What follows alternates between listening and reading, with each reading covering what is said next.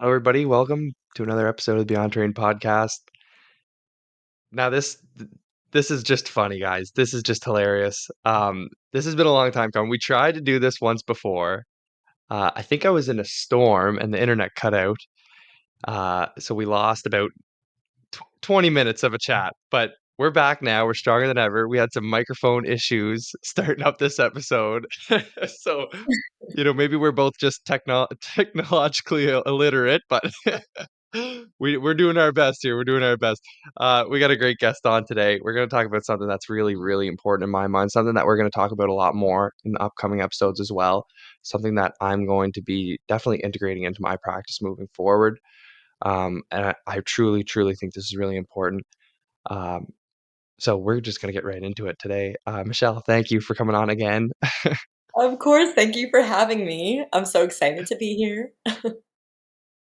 Awesome. Yeah, me too. Yeah, and having Okay, technology so actually work for us. yeah, yeah, right. Yeah, yeah. Well, we got it now. We got it now. Um, yeah, so we'll start with the question. I'm gonna ask you again. What is health? What does it mean? How does it look like? And we'll go from there. So initially I had the response that it was energy, but I've kind of shifted. I still truly believe that, but I also believe that a great marker of health is flexibility. And I don't just mean in the body, I mean like in the mind, flexibility of spirit and the mind, because what I'm finding and when I work with clients is that so many people are so stuck physically, mentally, emotionally, and it's reflecting in their bodies as rigidity because their spirits don't want to evolve and they don't want to shift, and it results in stagnation in the body, which also culminates disease because that's not you're not flowing. So when you're not flowing, Mm-hmm. you're gonna acquire more. It's like how cat I'm gonna go off on a little tangent here, but how cats don't like to drink stagnant water because that's how you produce the disease and microbes and things like that culminate in the water. Well, us too, as humans, the more stagnant we are, the more stagnation, the more disease and illness culminate. So when we can actually be flexible with our minds and be able to change and like move ideas through us and move emotions and flow, that actually represents in the body, and our bodies can flow better and we're not as physically rigid and tense all the time. I feel like that's a true marker because that also affects your energy. You have more Mm-hmm. energy level when you're in flow. Yeah. Yeah, funny enough, we talked about this with the Biggleson brothers too. Stagnation was a big topic, and um, they talk a lot about scarring in the body and how you can actually see it in the blood. And they even say things like heavy metals won't accumulate in your body if you don't have the scars to kind of trap them there. So I think that's kind of interesting. The osteopaths talk about stagnation as well, right? Stagnation in the fluids, the cerebral spinal fluid, the blood, the lymph, whatever it may be, mentally. Um, so what you're saying here is you kind of see it all hand in hand. Do you see like Yes. the physical rigidity with the mental rigidity kind of manifest on these different levels at the same time? Well, because it's like the more we're fighting life because we're so afraid of evolving and we're so afraid of becoming more into who we're supposed to be, that represents in the body because you're fighting, trying to control a battle that's not controllable, right? You have to move with the tides instead of resisting the flow of water. And so the more you resist, the more that actually that rigidity shows up in the body as tension and certain, conditions like fibromyalgia and things like that. The more you're fighting life, Mm, the more your body's going to represent that. You're at war with yourself. wow. Wow, I love it. Yeah, so cool. You mentioned a fear of evolving. Yes. We're anti-fear here, Yes. obviously. Oh, hell yeah. Um, and I, really, fear is at I think, at the basis of so many issues, if not all of them. There's a fear of something. Yes. Maybe you could speak a little more to that. Yeah. I mean, I know, so I'm 35 and I know most of my life was spent in fear because I grew up on that programming, right? So I was always very afraid to evolve, and therefore, anything that would take me out of my comfort zone and push me to grow was the scariest thing in the world to me because I was so comfortable and safe being in what was familiar to me, and that's when I would get sick. Like, I believe that sickness is just the body's way of keeping us in check to be able to help us grow and evolve. Like, I never demonize sickness because I feel like it's the body actually giving you the tools to push past your edge. I know in my journey specifically, because every time I've gotten sick, in a bigger way than just like a cold or something like that, I know it's my body upgrading me because my mind is already light years ahead of my body, but my body's like still like, no, no, no, I'm not ready. Like, my physical form is not ready to actually evolve, but my spirit is like, no, we're good, we got this. And so if the body wants to catch up, the body has to release those old programming. So I feel like sickness is just the body detoxing what isn't working for us anymore. Mhm. So what connection does the body have with emotion and our thoughts and how would you describe that connection there? So it's wild. So I just came back from like 10 days in the jungle because I was finishing my neo emotional release training there. And I knew nothing about emotions until I was physically in that environment. Everything I thought emotions were, it literally was just like mind blowing to me, like what it actually is. And it's not just reactivity to events and situations in your life and you're feeling like crying, or reactivity is completely different. That's your nervous system. Um, its inability to handle stressors. But emotion is actually a wave in the body. And when we're actually riding that wave, there's like the initial, and then there's the incline, and then there's the peak, and then there's the descent, and it tapers off. And the whole body rides that wave. You can actually physically see the movement of it in the body if your body is sensitive and open enough. And you can actually see when it's coming up, up, up, up, and then the body's finally tapering down, and then you're in this deep state of theta and relaxation because you're actually processing this flow of energy that was stuck in the body and that wants to move through you. So how for me, what I've noticed is that there's our body has all these pockets of tension in it, right? And so every piece of tension that you have is actually stuck energy, stuck emotion that you have previously not been able to express. So it represents in the body as stagnation. And so when you're actually able to physically go in and feel and allow the body to express that, you actually release all of that rigidity because you're actually allowing the flow of movement and energy. Um, did I kind of go off on a tangent from your original Not question? too bad. Not too bad. Yeah. No. No. Oh, okay. No, that was good. Yeah, because it's obvious that it's connected, and I think like, I think you explained it well there, that it manifests in these knots, and, this is something that you even hear. You go to a massage therapist and, people carry stress in their neck or, their traps and things like that. That's, like, a really common one. Yes. Um, is there, like, a blueprint kind kind of is there, like, kind of a blueprint for, like, where in the body you're holding tension kinda has certain emotional value, I guess? Like, is there certain emotions tied with certain areas in the body? Because I know, Right? like, especially learning about traditional Chinese medicine, they talk about the liver and anger, Mhm. or the lungs and grief, I believe, and, so is there kind of a connection like that, or is it 100%. gonna be up to the individual as well? Is there little individual differences too? I'm sure it might be a little bit of both too, right? But, I think it's a little bit maybe of you could speak both. to that. Like, for sure, like the energy that we store in our organs, it's very similar to TCM, where, yeah, it's the liver, we store our anger. And when the liver is clogged, we actually can't process anger. So then it stays in the body as repression. Yeah. And there, yeah, for sure. Like, I always find that there's always grief in the heart, and that's where the lungs are. So it's very similar. But I would also say, like, I mean, the throat is kind of, that's where we haven't really expressed ourselves. The jaw is usually anger because we haven't expressed our needs. So it's like us clenching all the time to get our needs met, but we're too afraid to actually speak it out.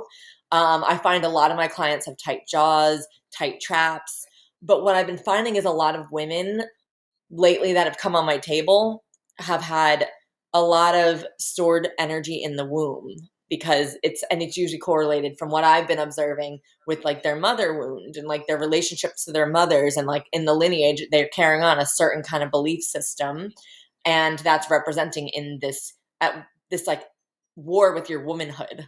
There's so many ways it can represent itself, but I truly believe like it's also like the tension that you're holding isn't exactly what's going to show up in the body when like when I have sessions with people, the body's going to speak for itself, and it's not necessarily going to be where we have the tension. Like I worked with someone that the other day, actually it was yesterday, where she had this like pulsating in her neck.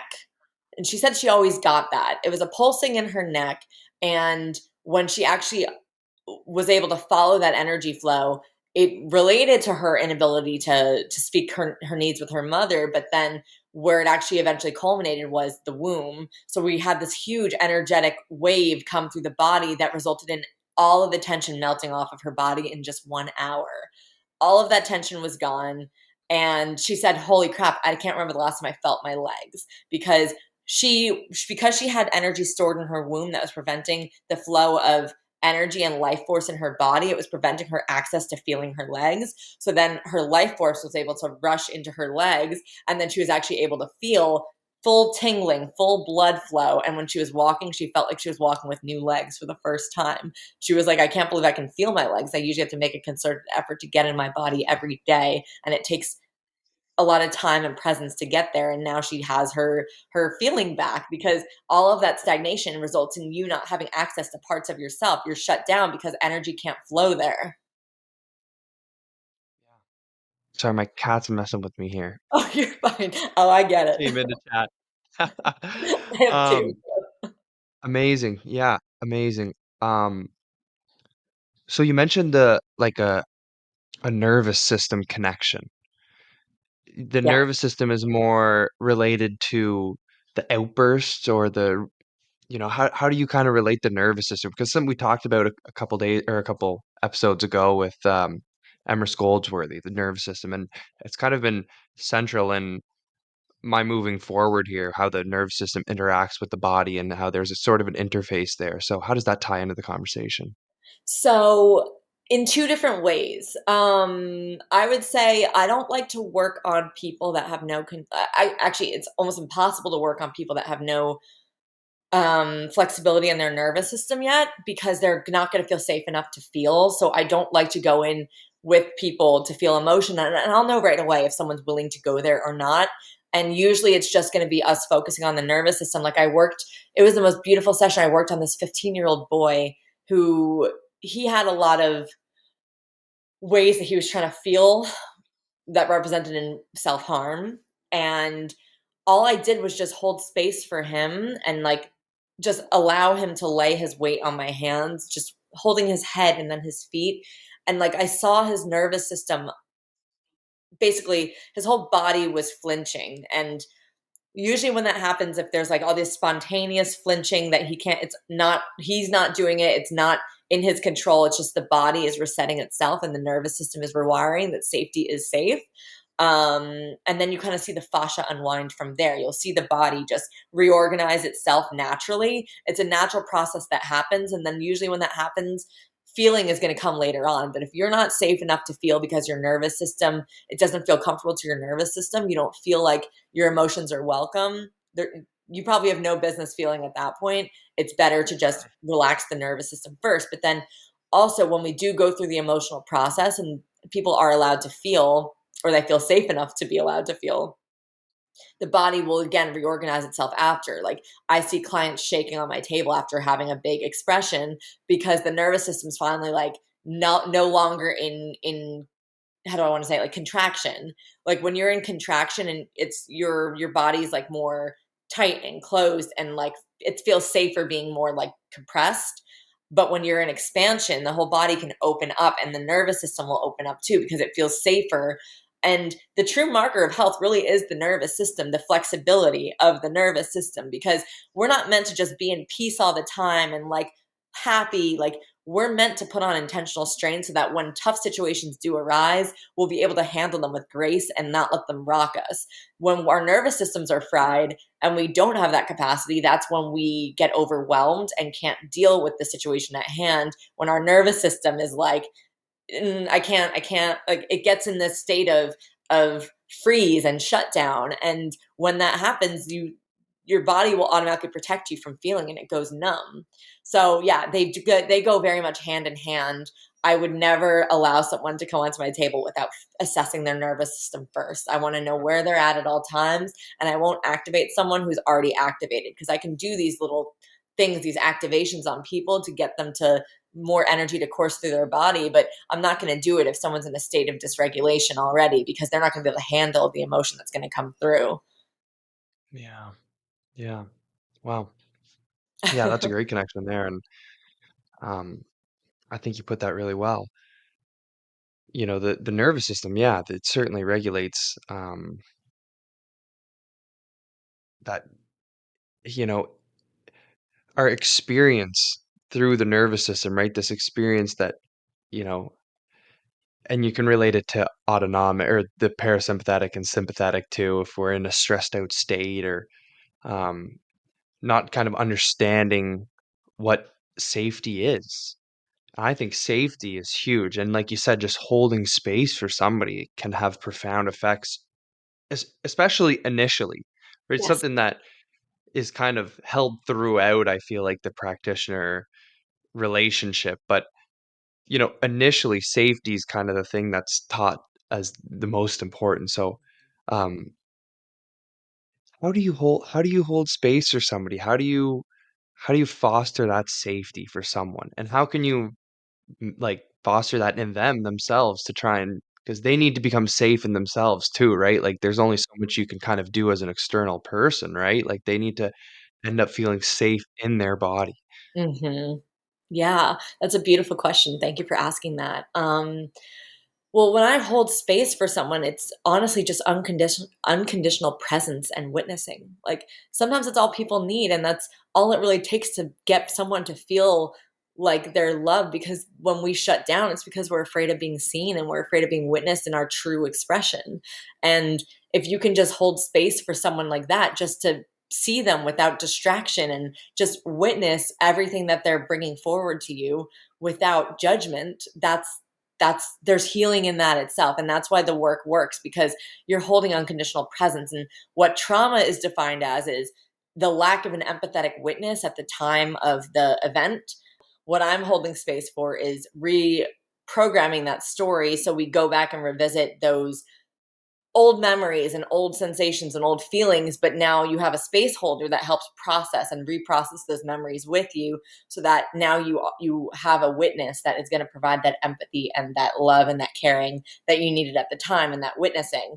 And then in terms of, so, and honestly, like, I actually saw this brilliant, I can't remember who it was, but he said he has this code with his friend that he basically says, "Hey, can I get 7 minutes?" Because all you need is 7 minutes with someone for the unconditional presence and unconditional witnessing, to be able to bring yourself, and in your time of not being able to hold it all yourself, to that person. And it just takes 7 minutes to reprogram and repattern that. And he has a code word with his friend being like, "Hey, you got 7 minutes." And the friend holds space for him for 7 minutes. So you don't even need to hire someone like me. Like if you have a friend that you love and you trust, then you can bring that to someone. But people would hire someone like me when they don't feel comfortable bringing that to a friend, or don't have someone to do that with. But then in terms of being able to do that on your own, like work with your nervous system to expand your nervous system, because we're not trying to dull the nervous system. We're not trying to like calm ourselves. We're not trying to regulate ourselves. Like we need our nervous system to be flexible. We need it to be able to handle stress. So we need to heighten it, and we need to be able to come down as well. Mhm. So I'm actually going to be That's gonna training in be this. So I'm going to have a way more, um, a bigger breadth of knowledge about it. But from my own journey, a lot of my nervous system work has been around, like I've been doing a lot of EFT tapping, and you can easily find videos on YouTube that basically, in the height of your trigger, it's going to give you these prompts, and you tap on meridian points in the body and recite different things, which allows you to actually lessen the charge on those triggers that you have. That was very pivotal in my journey, was doing EFT.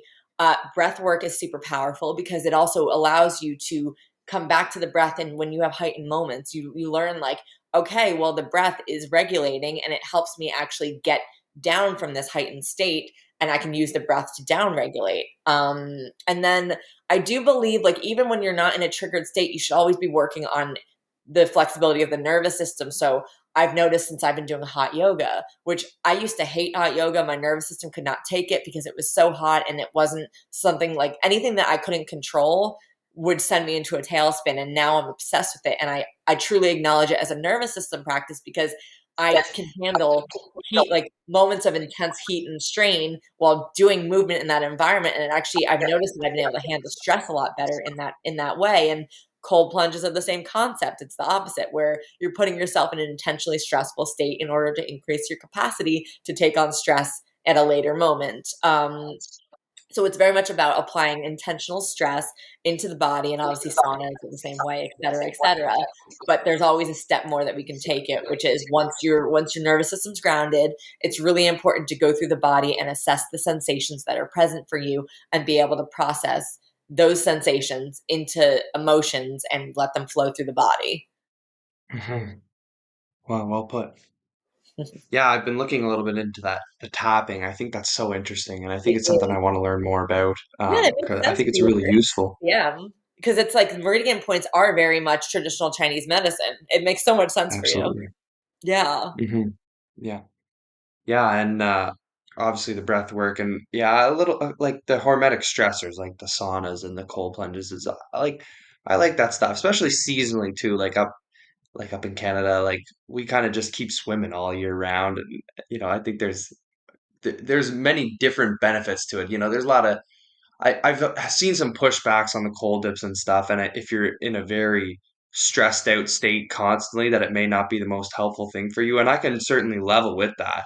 100%. Um, I you agree. know, I think that there's obviously different levels to introducing stress as well, right? So it kind of depends on your nervous system, seeing kind of how you are responding to situations. And you can do a little self-assessment. You can work with practitioners, of course, and but definitely self-observation is something we talk about a lot here.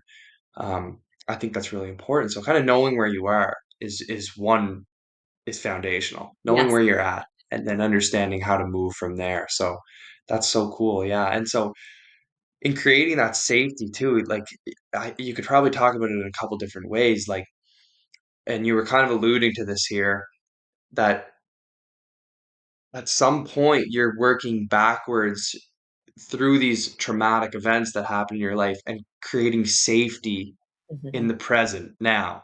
Yes. Although it was stressful in the past, maybe you could explain that maybe a little bit more.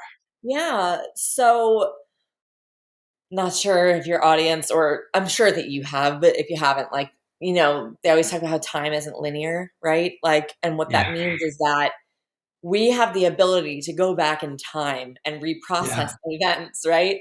And your Cool. body and your mind doesn't actually know the difference if it's happening now or in the past. So when you can go back and reprogram it from a state of, now that you have tools to be able to handle it, your body and your mind are going to catch up with that, and it's going to actually lessen the charge on that because you've now put a more I don't want to say positive spin on it, but you feel more calm and grounded with that sensation to be able to travel with it and process it. So it's reprogramming the time of the event in real time, and the body and the mind literally don't know the difference. Like, you can literally travel through space in order to get there.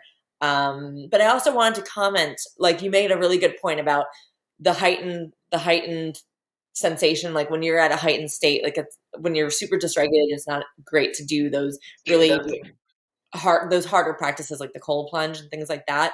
And you make a really great point about that, and you're so right. Like, there are other things that you can do that are not going to be as detrimental. And if you're already in that, like, really high heated nervous system state, it's really great to do softer practices. Like, Feldenkrais is a really good one, which is like really, really gentle, soft movements, and a lot of it is rocking and cradling yourself. Because Oh, when you're interesting. younger, Yeah, wow. that's how you self-soothe as a baby, and how your parents did it for you, hopefully, if you're lucky. um, and that's how you're taught to self-soothe. So when you can rock and cradle yourself into safety, that's a really great way to move from heightened to a calmer state. Your nervous system instantly relaxes. Just Hmm. wanted to bring that back around because, yeah, you were absolutely spot on about that. Cool. Yeah, and I kind of want to parallel that because I think that's really interesting. Um, that you're kind of working back to this. I'm gonna have two Oh yeah. little parallel points here. Um, and this is sort of just kind of, I don't know. Tell me what you think after this, but um, you're kind of taking it back to almost growing up again, right? Like you're getting back to these really childlike, comfortable states that maybe you missed, right? That could be something that if you missed it, or um, and so I just liken it to the idea that when we talked with Brian Michelson about movement, and he's a big proponent of getting back to the ground and crawling. Because crawling, we crawled before we walked and walked before we run. So if you're running poorly and you have poor head movement, you have poor spine movement, getting back and training that crawl actually trains the proper spine movement. So you're getting back to that more, that primordial almost sense of that infancy of growing up and getting back to the very foundation because you want to build a very strong foundation. Um, and obviously, like we're big milk drinkers over here, and we drink a lot of raw milk. And I kind of always think of like I always think truly because I think milk is one of the most healing things. Like you get a great source of raw milk. I think it's one of the most healing things, and Agenus talks about this, and many people in the primal community talk about it. And I really think it's because it's the first thing that human beings drink, and even colostrum, is the very first thing that people drink. So having that is just can reset your gut, and we all know that a lot of physical diseases can stem from the gut you know, but getting back to these kind of basics and building this foundation from the bottom up, I think I just see these parallels between all of these different kind of methods of healing, which I think is really interesting. And 100%. I think it speaks to its truthfulness as well. If I think of as above, so below, like the alchemical tradition. So, Yes. which is something that certainly resonates a lot with me. And so, I'm glad you brought that up. That's amazing. No, Yeah. that was a beautiful connection. No, you're completely right, and I love that that's what he starts people off with, is crawling. That is so brilliant. That makes so much sense. Because yeah, you're reprogramming at the time how you actually learn to develop and move through the world, right? And that's the same with everything else, right? Like whether you were raised by parents who actually did nurture you and care for you, or you weren't, you can always reprogram the initial event in order to bring forward and change the trajectory of your life and move in a different way, physically and emotionally and mentally and spiritually. Yeah. Yeah, absolutely. Yeah. Yeah, and so I also thought of what you were talking about there. I thought of Rudolf Steiner and his four bodies, like the physical, the astral, the ether body, and the ego, the conscious body. And that human beings are the ones with this sort of this consciousness. And however, animals have this emotional body that they can feel emotions. And I know this is obvious because when I look at my dog, I can see when he's over the moon happy, and I can see when he wants to go outside, and he's sad when it's raining, even though we go outside every day. Even if it's raining, he still gets sad if it rains. It's kind of funny, but the interesting thing about animals is that he feels his emotions and then he kind of lets them go, right? He's not holding on to any emotions, I don't think, and he shakes them off, and that's something that's also really, really interesting. I think that you should probably talk to him a little bit more, but um that's just one thing that I find very, very interesting. And my osteopath does work with animals, so I'm not going to say that like animals they can't store emotions. I'm not going to say that because I do like my osteo does work with animals, and I'm sure a lot of animals do end up storing because if they're living a human life, right, like in houses and these things that are unnatural and they're not eating their natural diets and maybe they're not getting as much love as they would or there's a whole amount of reasons why this could be, but I just think it's interesting that generally the animals are not holding on to these emotions, but as humans, like we can hold on to it and we can go. We have the ability to not only hold on to it but to go back. Right, we're not stuck Yes. in this sort of rigid state, this stagnation, right? Where our bodies are meant to flow. We know how to flow. We know how to be in balance. It's all within us. It's all within us. And it's more about just getting back to this, and interventions are helpful, but it's just truly about getting back into this balance and this cohesion of nature. And I just think that's interesting. I don't know if you have any thoughts on that. I do. You actually sparked something in me that I was talking about with my partner the other day because we're like I don't always think like there's other ways to process emotion and it doesn't have to be like yes, you can go into the body and do all of that stuff, but I've been giving a lot of thought about this because of my kittens and like my cats that are like brought up this brilliant point about the reason why your cats are like, sometimes when they cause trouble is because they're not expending energy. Like we as humans have always developed from expending energy because you need to actually hunt your food and you need to like gather it and et cetera, et cetera. You're always constantly on the move and you don't have much time to like allow emotions to fester because they're always moving through you, right? And now as a society, we're so stagnant. But people go to these like break rooms to like break things, like rage rooms, I think that they're called. They're like men that work in construction or like doing handyman work. They're constantly using their hands and doing harder things to move emotion or not even I guess they're technically moving emotion through the body, but like they're constantly moving energy through the body. As long as you're always moving energy through the body by doing something like screaming or shouting or like beating like pillows up or something just to get that release, you're constantly moving energy. Like it's like you want to overexpend yourself. And as a society, we don't overexpend our energy because we are so stagnant and we're sitting behind computers all the time. So it's like you're not giving the body a chance to move anything. So I think it's like I said with the shaking, like shaking does the same thing, right? Because you're allowing the body to get movement, the fluidness, like the fluidity in the body. It's making all of that stuff shake up and out. So I really truly believe like all of this stuff works like to be able to get things moving. Like my clients that come into me that are the most numb and desensitized to their emotions, the first thing I make them do is shake because I know that if they don't feel movement, in their emotions and in their internal world. Like I have people that'll come on my table and don't feel a thing. They won't feel any sensation. They'll be blocked to everything. And I'm like, get off the table. We're moving. That's the first thing I do with them because there's no point in making someone that's already emotionally like stagnant and stale, putting them in an environment where they're going to stay that way. Like I want you moving because I want the energy to be moving up and out of you so that you actually start feeling something. And usually when that happens, they'll start feeling tingling in their body because their life force is starting to come back. So there's Huh. definitely a lot of truth to that. Like constantly moving and allowing the body to just have motion. It's so important. Yeah. Yeah. Yeah, and we've talked about this too, that like the movement is the actual physical movement, you can relate it to the rest of the body. If you want to get your lymph movement, that they have all these rebounders now and all these little gimmicks kind of to get your lymph moving. You just need to move. You Yes. just need to move. Move. We're just not moving enough as a society. Yeah. And I think that's one of the main problems.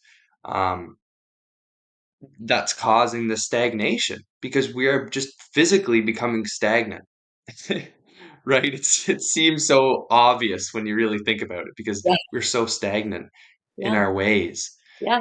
Even with Done that our best. guy Brian, we were talking about um, someone's daily life that you get up, you get out of bed, and you don't even stand up. You sit on the end of your bed, and then you go and sit on the toilet, and then you go sit at the table, and then you go sit at the work, and then you go come home and you sit and watch TV, and you sit in your car and you sit. It's just this constant sitting that we're doing, and this is part of the stagnation, right? So um movement is fundamental, obviously, getting that energy moving. We also talked once about how it was really interesting when I was asking somebody about health. I can't remember who said it, but they mentioned that having energy levels throughout the day was a good indication of health.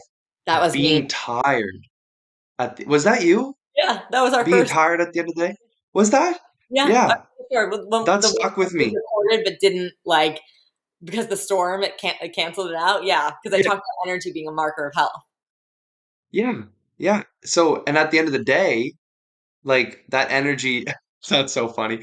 That energy, like to be tired at the end of the day. I think that's a really good thing as well. And I think that you mentioned that as well, right? So Yeah, yeah, yeah. um Exactly, because that's that's the body naturally down-regulating because you've expended the mhm. energy. Yeah, that stuck with me. That stuck with me. And I'm glad you brought it back up today. And I'm glad that I brought that up because I felt like that was the last Yeah. nugget of wisdom, obviously. But it's amazing. Yeah. Yeah, being tired at the end of the day, I think that's amazing. And yeah, my buddy works construction and he gets home from work and he'll cook supper and then he'll go to the gym and he's like he gets home and he's just so exhausted. And lately, like I've been working a lot just kind of on doing this and school and my other work. But at the end of the day, I'm so tired. And it's Yeah. so nice. It feels rewarding at the end of the day to get into bed and like be tired physically and even a little bit mentally. And I don't know, I think that's a great something that's important, right? We need to move more. It's Mhm. very, very simple. And there's so many different ways to do it too. You mentioned yoga, you mentioned the shake, there are cute things that you can do. Um, but yeah, that's awesome. I want to talk a little bit about breath work because you mentioned it earlier. How do you tie breath work into this? Um, I don't so for me, like, I'm not a facilitator in breath work, but I do use the Mhm. breath in my practice with I mean, I personally, I'm a big fan of Kundalini, and that's what I do for my personal practice, and that involves breath, mantra, and movement. So when I work with my clients with the breath, it's more so using the breath as a resource to feel your body. I think it's really important, like, because so many people have been numb from their bodies for so long. How can you get someone into their body? And the way that you do that is through getting them back into like touch and breath and learning what I have this whole thing down here. I'm not just the neck up. But yeah, like when I'm doing the activating touch to people, and that's usually when I'm pressing on points of tension and vibrating it to get it like the energy flowing into the body. I pair it with a specific breath work that allows them to move the energy through the body with the breath. The breath is a really great way to awaken energy in the body and to move it through, and that's why breath work really does work, but it's not the full piece. There's so much more to it because you have to learn how to process emotion and ride the wave. Because sometimes in breath work, people have the emotion, but they're not really understanding or being like his space isn't really being held in the same way. But in terms of like my how I use breath work in my daily life, like I use it to come like after I work with clients, I need to come back to my own energy and I use it to move energy around in my body and to get some of that heaviness that I might have taken on from clients. I need to basically ground my energy and move things out of me. And so breath work is like the best way to do it. Kundalini specifically is like it has my heart forever because I've noticed my frequency become way more into resonance and way higher since using Kundalini as a tool in my daily practice. Are you familiar with Kundalini? A little bit. Yeah. So yeah, Yeah. it's amazing because it's like a daily prayer. You know, like Hmm. you're speaking mantras, which the mantras are high vibrational in the first place, so that has a lot of impact on the body. And I actually went to an amazing Kundalini instructor who used TCM and Kundalini, so he would basically combine like do specific breath works for different types of organ or different organs. Like he did a blood purification session, and so you actually feel the blood purifying in real time when doing certain practices. It is the coolest thing. Wow. Yeah. Yeah.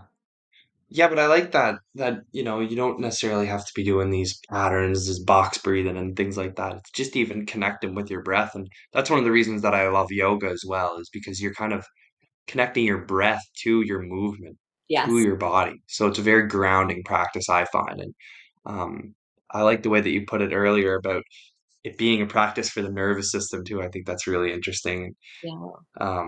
But yeah, even like we talked about breath work there last week or 2 weeks ago now, and you know, even just slowing down your breathing throughout the day, making sure you're breathing through your nose, like these very simple things. You don't need to be practicing like these complex breath work patterns either, right? It's just kind of coming back to the moment.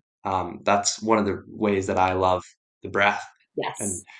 the breath is really central even in healing. There's a lot of different ideas out there about how, we consume a lot of nutrients through our breath, and how our lungs are one of the most detoxifying organs, how the exhale detoxes more organs because it's a direct relation to the blood. And so I've heard a lot about that too, which I think is just so interesting. So breathwork is something that I love, that I practice a little bit, but it's just a daily, trying, almost constant thing as well, to just connect back with a better breathing patterns. So I Yeah. like that. I like that you just use it kind of as a grounding measure. I think that's really Yeah. interesting. And I Yeah, think you can use it to get into sympathetic too, and that's great as well. I think there's different breathworks that serve different purposes. Um, absolutely. I'm actually going to be doing like holding yoga classes in Nashville that are yoga for the nervous system. That is like Oh, tried and true to my heart. It's like getting people into a state of sympathetic by doing certain yoga postures and maybe a little bit of cardio to get people feeling like they're not in control of their bodies, and then down, like teaching them how to use the breath and stillness to down regulate after a hard stressor workout. So you go from like the two dichotomies of like the stressor, the intentional stress, into down regulation. And then from there, use my emotional release techniques to get people feeling sensation in the body and moving it up and out.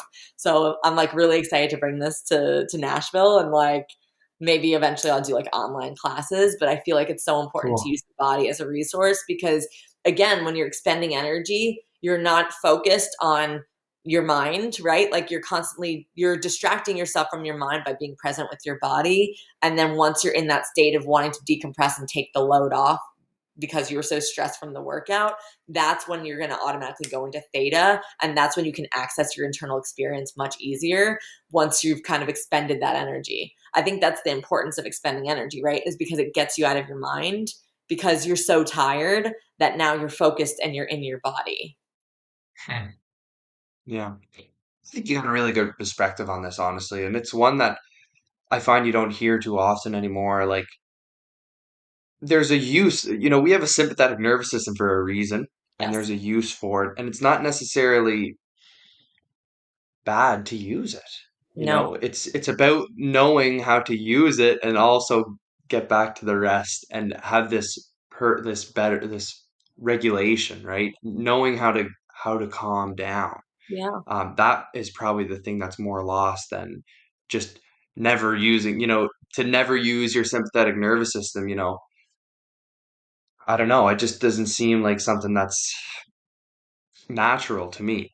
Yeah. And I'll relate it back to like my dog again here. Like, I was watching him the other day, and he's sitting there and he's mouth breathing, and he's just like, and like, he has perfect teeth, perfect jaw development. Like, he's like a stunning dog.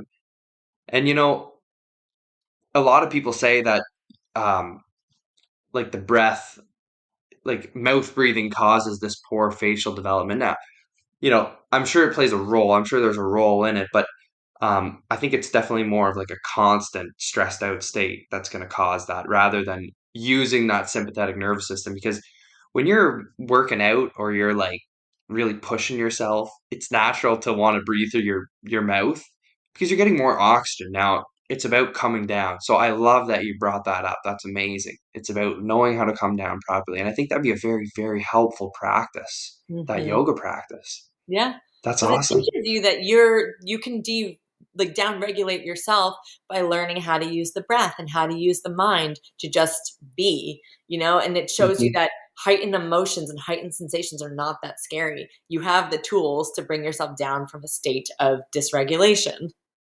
Hmm. Awesome.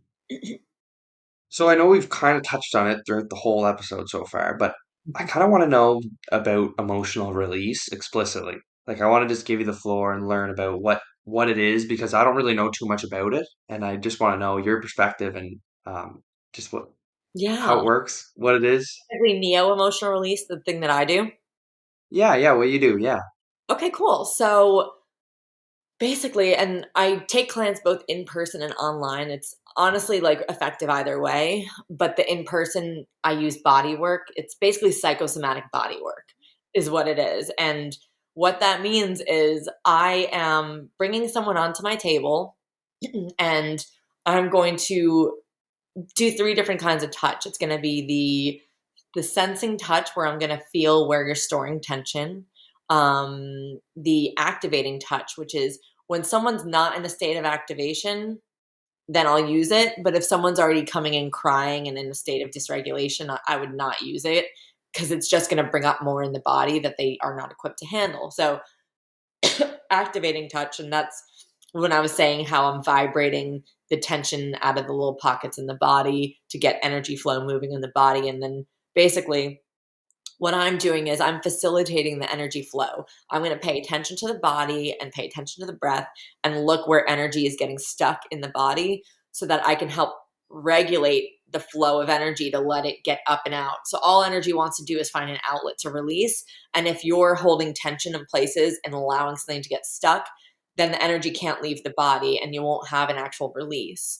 Um, and so I'm basically paying attention to what's going on in the person's experience. So I'm going to be completely present and completely aware of what's happening within you, and be able to pick up on, I'm going to ask questions the entire time. Like, what are you feeling internally? What sensations are coming up for you? I don't want to know what's going on. Like, initially I'll want to know what's occurring for you in your life, but during it, I want always you to be focused on the body, what's internally present for you at the moment.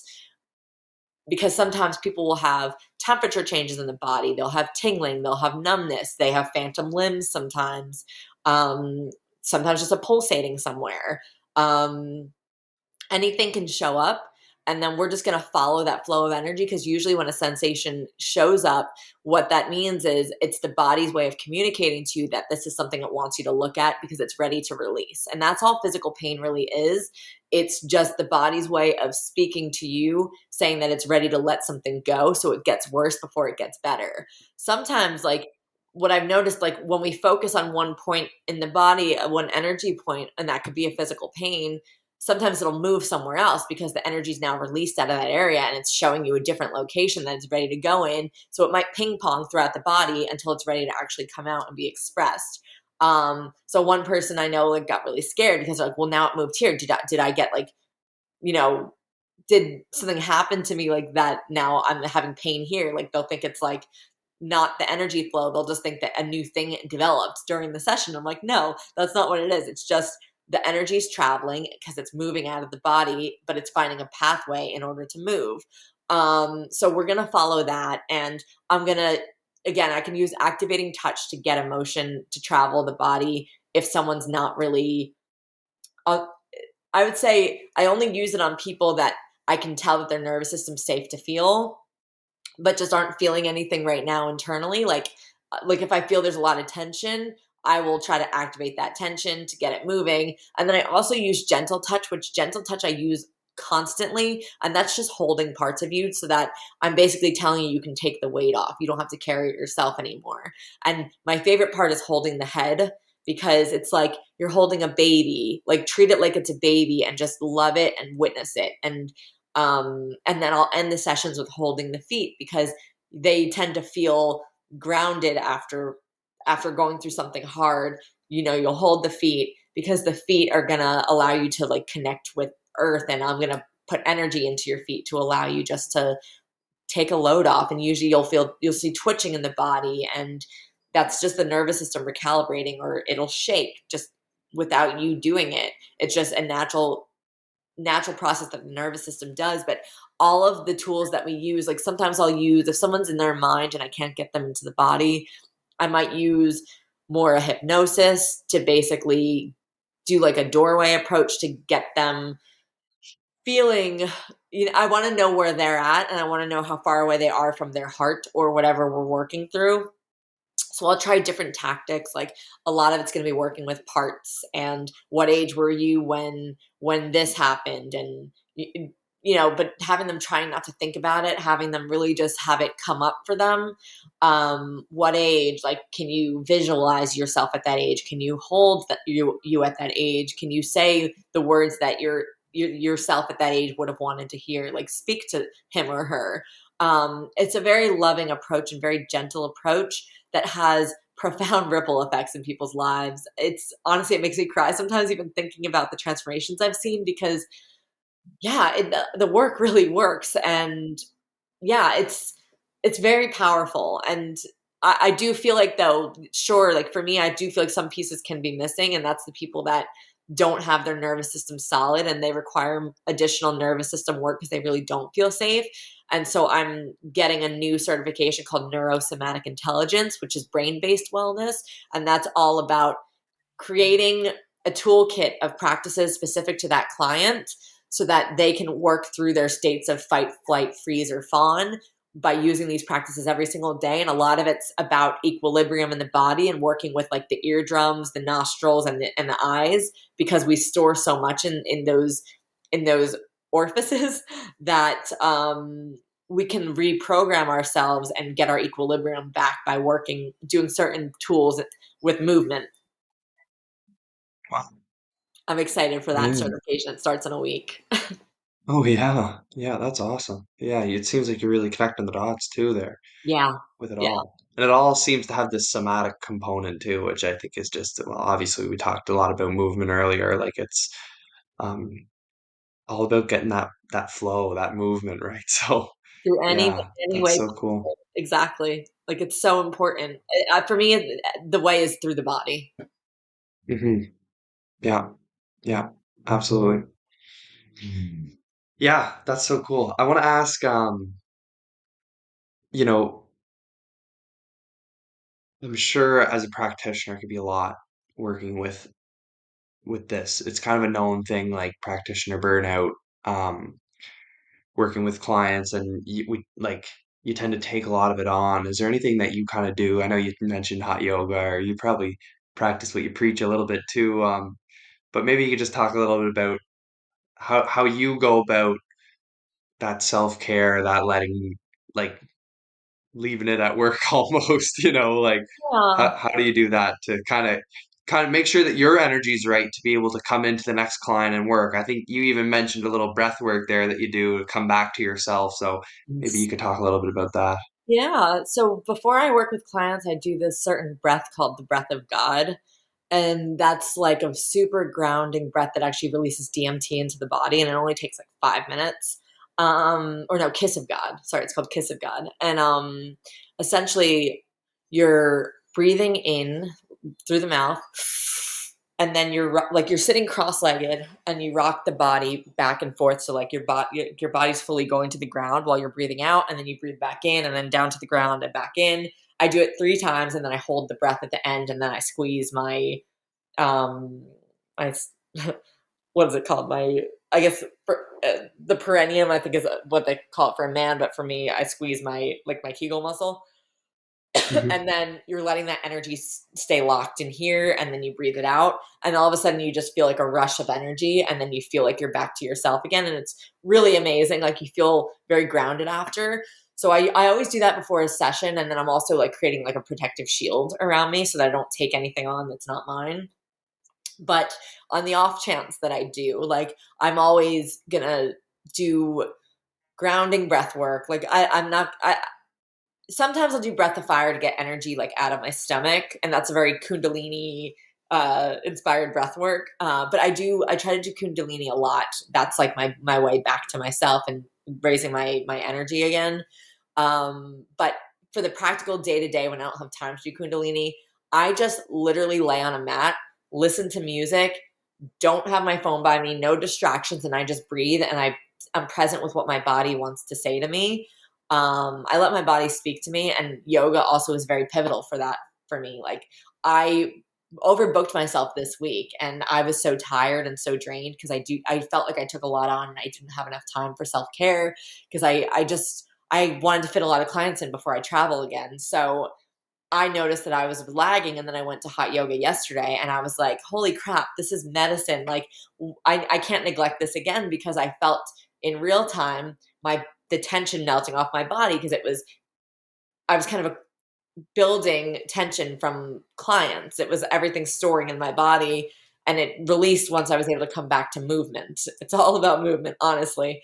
And just even sitting in savasana, that was like, incredible. After expending all that energy, I was able to feel into my body sensation that was speaking to me, and that's why I feel like emotional release pairs perfect with yoga. But anyway, I digress. But yeah, so yeah, for me, I have to constantly be moving. I go into nature a lot. Like that's I live 8 minutes away from like a beautiful lake in Nashville. It's a preserved lake. So I try to get there as much as possible. I don't listen to headphones. I just be with nature and let nature, um, speak to me. Listen to the noises because that's so healing in itself. So I'm a big nature girl. Sitting with my cats, they're always purring on me. Just little things like that. But cats have a built-in frequency. They have a built-in vibration that's meant to heal you. And I think that my cats came into my life at the right time because my healing practice is only growing and growing and growing. And so they're really great for like helping me down regulate. It's like co-regulating with kittens. Yeah. No, honestly, we got my cat in like as soon as the lockdown started.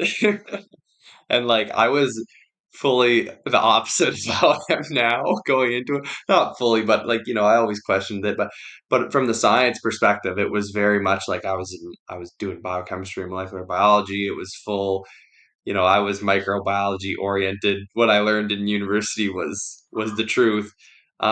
We got my cat, and then that was a tough time. Honestly, we were living in a little bachelor apartment, like 300 square feet. My fiance and I now, she's my fiance, and the cat, and it was just this basement, little grungy apartment downtown, and it was like it was a tough time. It was a tough time because I obviously was shifting my consciousness, and um, I felt like this black sheep, but it was funny. I meditated all the time with my cat, like all the time. And I felt like that was some of the best healing that I got was when I would just sit and my cat would like every time it was like without fail. If I started meditating, my cat would come and sit on me and start purring. And my cat doesn't do that. Like my cat purrs a lot, but only like when he wants food, when we wake up, and before we go to bed.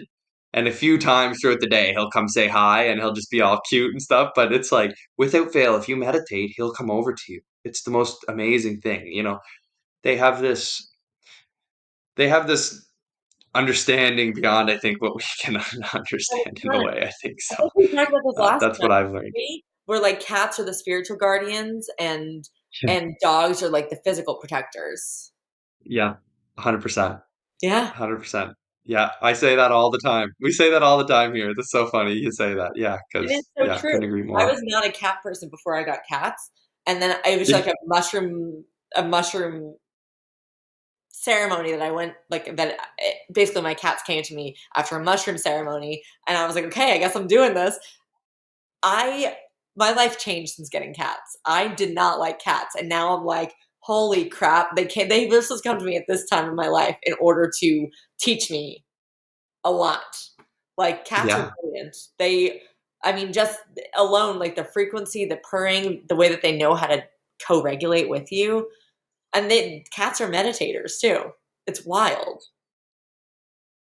yeah, I agree. There was this, I remember reading about this guy. Now, what was it? Was I reading about it? Okay, I heard about this guy and he was talking about time. Who was it? It was some famous philosopher, maybe. Oh, I'm blanking, but he just mentioned that like time spent with cats is not time wasted. Like if you just sit and watch a cat, it's like very interesting experience to just Yeah. watch a cat, follow it around to see what it does. And I remember like um I learned a lot about like fighting from my cat because he's a good fighter. He's good at boxing and he's quick. Just like learning the speed and kind of the philosophy behind like fighting, which I think is interesting. I learned a lot from him about that because he's a feisty little guy and he's just like he'll scrap with you all the time. But um, I just thought that was kind of funny. But time spent with cats, not time wasted. Oh, I wish I knew where I learned that from. But anyways, I couldn't agree more. Like you just sit there and watch the cat and watch a cat and just spend time watching a cat. Maybe Jordan Peterson talks about watching a cat. Oh, I don't know, honestly. I'm gonna be looking into this after, so Yeah. I've also learned so anyways. much about the way, like, even the way energy works through cats. It's Yeah, really interesting. yeah, definitely. Awesome. Well, what a great way to, I think, wrap up our discussion here. Talking about cats. Why don't Wonderful. do you have any final thoughts, first of all, anything you might have missed or you want to add here? It's a good question. I think what's on my heart to share is that, a lot of people think that they're inherently broken because of whatever kind of traumas they've been through in their lives and, situations that might have left them feeling less than whole. But just know that we're all inherently whole. It's just pieces of us that got fragmented over time. And it doesn't mean that we're broken. It just means that we need to come into wholeness by allowing all parts of ourselves. Like, we're not coming in to get rid of emotion. We're coming in to make peace and work with our emotion, because having fear is not a bad thing. Having fear protects us from things, but it also propels us to move forward. Um, we're supposed to have these emotions. We're just not supposed to let them live within us. We're supposed to work with them in partnership with them. And when we can do that and we accept those parts of ourselves, we release shame and we have more compassion for ourselves. So I think the beauty of this work is really developing compassion for yourself, and that these parts of you exist for a reason and that you needed them at the time because that was how you felt safe and that was the tool that you created in order to bring yourself into safety. So don't shame yourself for it. You're learning and constantly growing all the time, and just acknowledge and witness that that was something that was supposed to help you versus hurt you. And I guess that's my last final notes. Beautiful. Beautiful. Very well put. Yeah, I love that. So, maybe you could tell a listener how they can support you, how they can learn from you. Yeah. Well, if you're interested in doing a session, you can book one. I do virtual and in person. MichelleBolona.com. That's MicheleBolona at, I almost said at Gmail. That is not right. .com. And then also my Instagram. You can follow me on Instagram. I was going to be coming out with a membership, but I decided now's not the time. I think now is the time to really just do one-on-ones with people. Really fine tune my knowledge on the body and really work intimately with people to really discover more about their internal experience and mine. And then eventually I'm going to be coming out with a membership. But yeah, I decided timing wise, now's not the time. And then if I end up doing online, like if you sign up for my newsletter, and I do online yoga classes, like that's something that you guys can have access to for that nervous system yoga with the emotional release component at the end.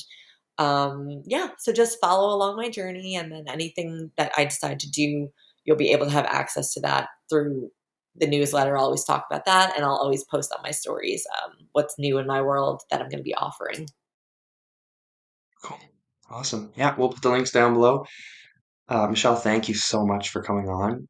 Thanks for being so patient with all of the technology that we are so good at.